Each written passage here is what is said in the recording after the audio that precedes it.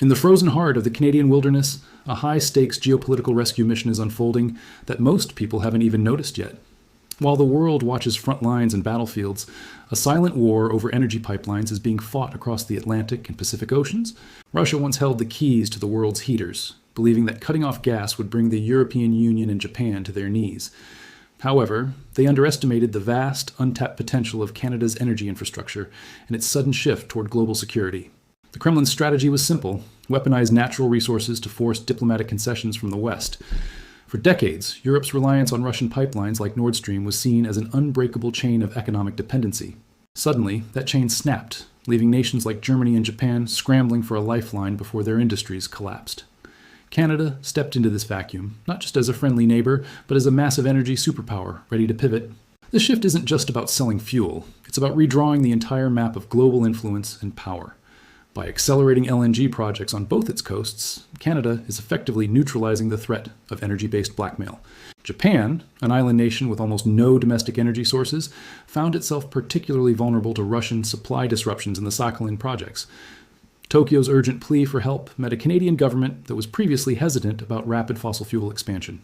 The transformation of the Port of St. John and the massive LNG Canada project in British Columbia changed everything. These facilities are now the frontline defenses against a cold winter and an even colder geopolitical reality.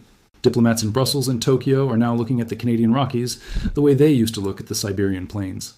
This transition marks a historic departure from the era of just-in-time energy to an era of just-in-case strategic reserves. As we look at the numbers, it becomes clear that the sheer volume of Canadian gas could permanently lower global prices. This economic pressure is perhaps the most potent tool in dismantling the leverage Russia once enjoyed over its neighbors. But is this a permanent solution, or just a temporary band-aid for a much deeper global energy crisis?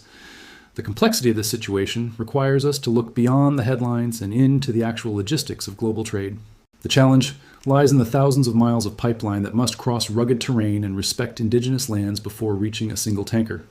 Canada's internal debates over environmental protection and economic growth have frequently delayed these projects, creating a window of opportunity for competitors. Yet, the urgency of the war in Ukraine has forced a rare political consensus in Ottawa to prioritize global energy security over domestic bureaucratic hurdles. When we examine the European Union's energy mix, the rapid decoupling from Russian gas has been nothing short of a modern industrial miracle. Canadian shipments of liquefied natural gas are now acting as the bridge fuel that allows Europe to maintain its green energy transition without deindustrializing. For Japan, the partnership with Canada provides a stable democratic alternative to the volatile and often hostile energy markets of the Middle East and Russia. The North American energy grid is being rewired to serve as a global fortress, ensuring that no single autocracy can dictate the temperature of a foreign home. This isn't just a business transaction. It's the formation of a democratic energy alliance that spans 3 different continents. By investing billions into export terminals, Canada is signaling to the world that it is finally ready to play its role as a decisive middle power. This video is based on extensive research and available public sources. Its sole purpose is to provide information and analysis without opposing any specific political position or government. While the shift toward Canadian energy provides a shield for Japan and the EU, it also introduces new questions about long-term sustainability and market volatility. We must consider whether relying on another single nation, even a democratic one, simply replaces one form of dependency with another. The environmental cost of this massive expansion cannot be ignored, even as we acknowledge the immediate necessity of preventing an energy collapse. Critics argue that the carbon footprint of shipping gas across oceans contradicts the climate goals of both the exporters and the importers. However, proponents point out that Canadian gas often has a lower methane intensity compared to Russian or American alternatives, making it a cleaner bridge. This nuanced reality is what makes the current geopolitical chess match so difficult to navigate for world leaders. As Japan integrates Canadian LNG into its green transformation policy, the reliability of the supply chain becomes the cornerstone of their national security. Meanwhile, the EU is building new regasification terminals at record speeds, specifically designed to receive the tankers coming from the Canadian Atlantic coast. This infrastructure represents a multi-decade commitment that will likely outlast the current conflict, fundamentally altering trade routes for the next generation. The financial markets are already pricing in this shift, with investments flowing away from Eurasian pipelines and toward North American liquefaction plants.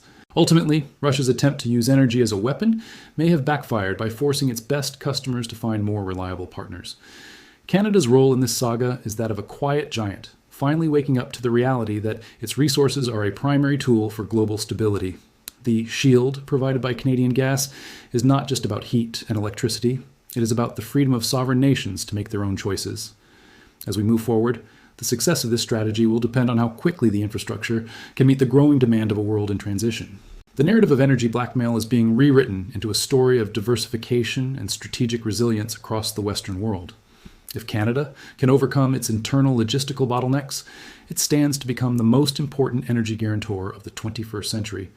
This shift ensures that the lights stay on in Tokyo and the factories keep running in Berlin, regardless of what happens in Moscow.